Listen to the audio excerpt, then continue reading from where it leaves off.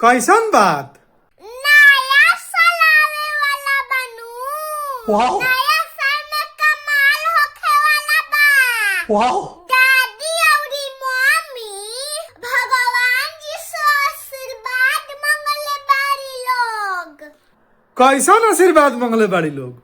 दादी कहा तारी नु, हे काली माई हमर पतो हमर तनिको सेवा ना करेले, खूब हमरा से झगड़ा करेले।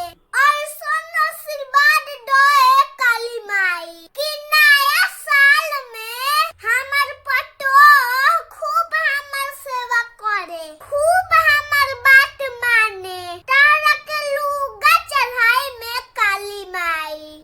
अच्छा तोर मम्मी का मंगली है?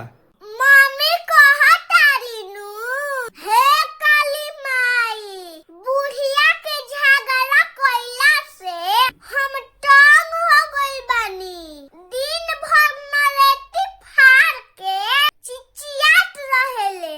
हे काली माई नया साल में बुढ़िया के दोनों कानवे बहिर कर दो।